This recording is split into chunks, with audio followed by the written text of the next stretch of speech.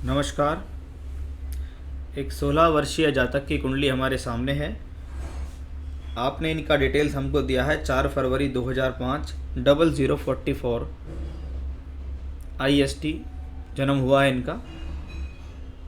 इनकी कुंडली तुला लग्न और वृश्चिक राशि की कुंडली है, जहां लगन के स्वामी शुक्र हैं तो राशि के स्वामी मंगल हैं। इनकी वृश्चिक राशि है।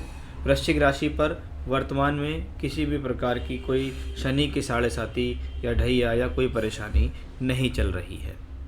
लगन तुला लगन, शुक्र का लगन, वायु तत्व राशि का लगन है। यह एक बैलेंसिंग लगन कहलाता है। तुला मतलब तराजू, बैलेंसिंग मतलब परिस्थितियों के अंदर व्यक्ति अपने आप को ढाल भी सकता है। ऐसा नहीं है कि उसको हर समय सुख साधन ही चाहिए, जहाँ जैसा मिलता है एडजस्ट करने में सक्षम होता है। अच्छी बात यह है, लगन में एक प्लैनेट है केतु, अकेला बैठा है, इसके ऊपर के साथ कोई ग्रह नहीं बैठा। केतु का लगन में होना स्वभाव से थोड़ा सा व्यक्ति को औरों से अलग करता है। ये स्थिति व्यक्ति के जीवन में अपनी बातों को अपने तक सीमित रखना या बहुत ज़्यादा किसी के साथ शेयर नहीं करना, बहुत ज़्यादा घुलना मिलना नहीं, ऐसा ही दिखाता है। कुछ ना कुछ छुपावट, कुछ ना कुछ रहस्यात्मकता या गोपनीयता भी स्वभाव के अंदर देखी जाती है। शुक्र लगन के मालिक हैं और केतु शुक्र की राशि में, इसलिए शुक्र के ही परिणाम देंगे। शुक्र कुंडली के चौथे घर में बैठा हुआ है। शुक्र जब चौथे घर में हो तो ये दिग्बली शुक्र होता है। दिग्बली का मतलब होता है एक ऐसा ग्रह जो चौथे घर में शुक्र दिग्बली हो तो व्यक्ति कहीं भी पैदा हुआ हो, कहीं भी रहे, उसको जीवन में किसी न किसी प्रकार से सुख सुविधाएं मिलती रहती हैं। सुख सुविधाओं के लिए अच्छा है। लग्नेश चर राशि में है, लगन भी चर राशि में, आयु के लिए अच्छा, स्वास्थ्य के लिए अच्छा माना जाता है। शुक्र के साथ राजयोग बना रहे हैं दो अन्य ग्रह सूर्य और बुध। जब बुध सूर्य के साथ राजयोग बनाए तो ये पिता पक्ष से मिलने वाले धन की तरफ अच्छी स्थिति को बरसाता है। वहीं जब ये सूर्य के साथ राजयोग बनाता है तो यह स्थिति स्वयं के बल पर धन कमाने के लिए अच्छी मानी जाती है। शुक्र बुध सूर्य का राजयोग जब केंद्र स्थान में बनता है तो यह अपने आप में बहुत बेहतर है। जब हम किसी ग्रह के राजयोग की बात करते हैं तो वह ग्रह अपनी दशा अंतरदशा में राजयोग के फल देगा। जीवन में शुक्र या बुध की महादशाएं जब भी जीवन में आएंगी वह आपको राजयोग के फल देने में सक्षम होंगी। यह राजयोग लगन कुंडली में है, इसलिए यह राजयोग परिवार की तरफ से लगातार सपोर्ट को दिखाता है। बाकी आप अपने जीवन में क्या करते हैं उसके बारे में हम वर्ग कुंडलियों में आगे चर्चा करेंगे। शनि इस कुंडली में योग कारक ग्रह। योग कारक मतलब जो केंद्र और त्रिकोण दोनों के फल दे। चौथे का मालिक शनि 9वें घर में। इसका मतलब है व्यक्ति को अपने भाग्य की बदौलत, अपने पूर्व पुण्यों की बदौलत, ईश्वरीय कृपा की बदौलत अच्छे सुख साधन मिलेंगे। चतुर्थेश का नवम में जाना सुख साधनों में वृद्धि और अच्छाई के लिए माना जाता है। वहीं यह योग बच्चे के जन्म के बाद माता के स्वास्थ्य में कुछ परेशानी भी देता है, इसको हम ऐसा मान सकते हैं। साथ ही साथ पंचमेश होके यहाँ है, बुद्धि के लिए अच्छा, योजनाओं के लिए अच्छा, एजुकेशन के लिए अच्छा, हायर एजुकेशन के पॉइंट ऑफ व्यू से अच्छा है। शनि पंचमेश होके नवम भाव में वक्री है और मंगल से दृष्ट है। टेक्निकल क्वालिफिकेशन से सफलता। कभी कभी ऐसे बच्चे मैंने इंजीनियरिंग के फील्ड में भी जाते देखे हैं। मतलब जो एजुकेशन होगी वो एक टेक्निकल एजुकेशन होगी। ये लिटरेचर के सब्जेक्ट या नॉन टेक्निकल एजुकेशन की हॉरोस्कोप नहीं है। तो उस लिहाज से ये कॉम्बिनेशन अच्छा है। मंगल इस हॉरोस्कोप में बेटर प्लैनेट है। तीसरे घर का मंगल बहुत अच्छा माना जाता है। सबसे अच्छी बात है कि तीसरा घर साहस का भाव है। साहस किसको प्रिय है? मंगल को बहुत प्रिय है, क्योंकि मंगल एनर्जी का प्लैनेट है। जब वो तीसरे घर में होता है तो ऐसा व्यक्ति अपने खुद के बल पर जीवन में आगे बढ़ने की क्षमता रखता है। उसके अंदर खुद इतना साहस होता है कि वो परिस्थिति से लड़के आगे चले। तीसरे घर का मंगल व्यक्ति को अच्छा खिलाड़ी, अच्छा स्पोर्ट्स पर्सन भी बनाता है। मंगल तीसरे घर में बैठ के जब चौथी दृष्टि से छठे भाव को देखता है तो यह शत्रुओं को हराने का एक योग कहा जाता है। इसको हम ये भी कह सकते हैं कि कॉम्पिटिटिव एग्जाम्स में सफलता का योग है। मंगल धनेश और सप्तमेश है। इसका मतलब मंगल व्यक्ति को जीवन में जो इच्छाएं उसके मन में है उनको पूर्ति करने में सक्षम देता है। पारिवारिक रूप से धन सहयोग देने का भी एक योग है। चंद्रमा दूसरे घर में बैठा है। दशम का मालिक जब दूसरे घर में हो और दूसरे घर का मालिक मंगल वापस दशम भाव को दृष्टि दे, मंगल की 8वीं दृष्टि दशम भाव पर है। इसका मतलब है व्यक्ति अपनी प्रोफेशनल लाइफ में अपनी बोलचाल का, अपनी वाणी का काफ़ी प्रयोग करने वाला है, लोगों को अपनी वाणी से इम्प्रेस करने वाला है, ऐसा हम यहाँ कह सकते हैं।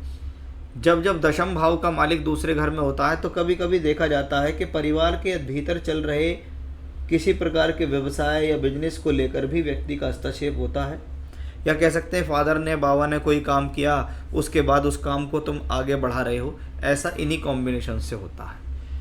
बृहस्पति वक्री होकर द्वादश में, 12वें घर में बृहस्पति हो, 3-6 का मालिक हो, कोलेस्ट्रॉल से रिलेटेड प्रॉब्लम हो सकती है, फैट से रिलेटेड प्रॉब्लम हो सकती है, मोटापा बढ़ सकता है। बृहस्पति की दशांतर दशा जीवन में जब भी आएगी परिवर्तन कराएगी, स्थान परिवर्तन कराएगी, दूर स्थानों से जोड़ेगी, दूर की यात्रा कराएगी, विदेश यात्रा, हवाई यात्रा कराने में सक्षम है, लेकिन स्वास्थ्य के नज़रिए से भी इसको अच्छा नहीं माना जाता है, क्योंकि तुला लगन के लिए बृहस्पति 2 अच्छे भावों का मालिक नहीं होता और उसमें जाके ये 12वें घर में बैठ जाता है। इसलिए ये चीज़ें इनको बृहस्पति की दशा में मिलेंगी, जिसके बारे में मैंने आपको बताया। आइए दशा देखते हैं। दशा जीवन में सबसे ज़्यादा महत्वपूर्ण होती है। जिस प्लेनेट की दशा चल रही है वो आपको क्या दे रहा है। बुध की महादशा अभी 2031 के जून तक चलेगी। बुध कौन है? पंचमेश है, नवमेश है, जहाँ पे पंचम का मालिक शनि बैठा है, यानी एजुकेशन भी दिखती है, हायर एजुकेशन भी दिखती है, टेक्निकल एजुकेशन भी दिखती है, और व्यक्ति इसी समय में एक प्रोफेशनल क्वालिफिकेशन में एडमिशन ले लेगा। उम्र वर्तमान में 16 वर्ष, इसलिए लगभग 18 वर्ष, 17-18 के बीच में बच्चा 12th पास करता है, उसके बाद आगे चलता है। अब आगे चलने की जो जितनी भी दशाएं इनको आगे आ रही हैं वो इस तरफ इशारा करती हैं कि आने वाले समय में अगर व्यक्ति कॉम्पिटिटिव एग्ज़ाम्स का सहारा ले तो वो उसमें विजय हासिल कर सकता है, सिलेक्शन ले सकता है और अच्छी पढ़ाई कर सकता है। टेक्निकल एजुकेशन में रहें तो अच्छा है। तो एजुकेशन के पॉइंट ऑफ व्यू से बुध बेहतर है। नवांश कुंडली में भी बुध पंचमेश और द्वितीयेश होके अच्छी स्थिति में बैठा है। दशमांश में बुध अष्टम भाव में है। लग्नेश का अष्टम में जाना, दशमेश बृहस्पति का अष्टम में जाना जीवन में प्रोफेशनली संघर्ष को शो करता है। जैसा कि मैंने आपको बताया, ये लगन चार्ट पारिवारिक स्थिति को दर्शाता है, लेकिन ये दशम का चार्ट, दशमान चार्ट व्यक्ति के सेल्फ एफर्ट्स को शो करता है। व्यक्ति के द्वारा एफर्ट्स होंगे, लेकिन उन एफर्ट्सों में कुछ ज़्यादा एफर्ट्स डालने पड़ेंगे, तब कुछ जाके जीवन में हासिल होगा। क्योंकि ये जो दोनों कॉम्बिनेशन है, बुध बृहस्पति का अष्टम भाव में होना, ये व्यक्ति के मन को समय समय पर तोड़ता है। व्यक्ति परेशान हो जाता है। व्यक्ति कहता है पता नहीं मुझे कितनी और मेहनत करनी पड़ेगी, मुझे सब कुछ इजीली क्यों नहीं मिलता है, मैं चीज़ों में सेटिस्फाई क्यों नहीं रहता हूँ। वो चीज़ें हैं क्योंकि 8th हाउस में लग्नेश दशमेश का जाना प्रोफेशनली सेटिस्फेक्शन नहीं दिखता। जैसी नौकरी चाहिए वैसी नहीं मिलती, जितना पैकेज चाहिए उतना पैकेज हाथ में नहीं लगता, जितनी मेहनत करिए उतना फल हाथ में नहीं लगता। वो भी इसी कॉम्बिनेशन से होता है। तो एजुकेशनली ठीक है, प्रोफेशनली जीवन में आगे संघर्ष रहेगा। मैरिज लाइफ के बारे में बात करें, हॉरोस्कोप में मैरिज लाइफ को लेकर कोई भी बड़ी परेशानी, तंगी मुझे हॉरोस्कोप में नहीं दिखाई देती। ना कोई कुंडली में दोष है, ना ये मांगलिक है। मैरिज लाइफ भी ठीक ही रहने वाली है। अभी 2031 तक चलेगी दशा, जीवन के 26 वर्ष तक तो बुध की ही दशा चलेगी। बुध के बाद केतु आएंगे। केतु की महादशा में शादी के एक योग मुझे दिखाई ज़्यादा देते हैं। जैसे केतु में शुक्र की दशा, केतु में शुक्र 2031 से 33 के बीच में एक योग बनेगा, वो एक शादी से संबंधित होगा। कोई बड़ी प्रॉब्लम मैरिड लाइफ को लेकर नहीं दिखती। फाइनेंशियल लाइफ ठीक रहेगी, पारिवारिक सपोर्ट अच्छा रहेगा, लेकिन खुद के बल पर मेहनत, पैसा कमाने में काफ़ी संघर्ष होगा। विल ही ऑन प्रॉपर्टी बिल्कुल होगी। वो प्रॉपर्टी के सुख के बारे में मैंने आपको कई बार बता दिया कि परिवार से भी मिलेगा और अपने आप भी अर्जित करेगा। Will he be faithful to parents बिल्कुल रहेगा। सूर्य की स्थिति भी कुंडली में ठीक है। 9th हाउस, 4th हाउस, इनकी कुंडली में स्थितियाँ ठीक हैं। पारिवारिक के रूप से भी स्थितियाँ ठीक रहेंगी। As of now Chanchal, good at study. Studies में तो मैंने आपको बताया ही कि बेहतर है ही है। ये स्वभाव है, कुछ चंचलता का जो स्वभाव होता है। बाकी इसमें कोई परेशानी की बात नहीं है। धीरे धीरे मैच्योरिटी लेवल बढ़ता चला जाएगा और आगे बढ़िया होते चले जाएंगे। उम्र क्योंकि 16 वर्ष से ज़्यादा हो चुकी है, इसलिए मैं अब इनको यहाँ पन्ना रतन पहनाने की सलाह अवश्य दूंगा। सीधे हाथ की कनिष्ठा उंगली में एक चांदी की अंगूठी में इनको पन्ना आप हमसे प्राप्त कर सकते हैं। हम आपके एड्रेस तक बनाकर आपको भेज देंगे। एक पन्ना रतन इनको धारण करना है। बाकी हर बच्चे की अपनी श्रद्धा है कि वो कौन से इष्ट को मानता है।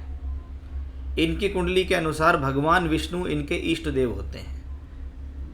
भगवान विष्णु के स्वरूप भगवान कृष्ण, भगवान राम, परशुराम, इसमें से किसी में भी अगर उनकी श्रद्धा है कि भाई मेरी इस इष्ट में श्रद्धा है, तो वो उसकी पूजा लगातार करें, वो इनके लिए बहुत बेहतर रहेगा।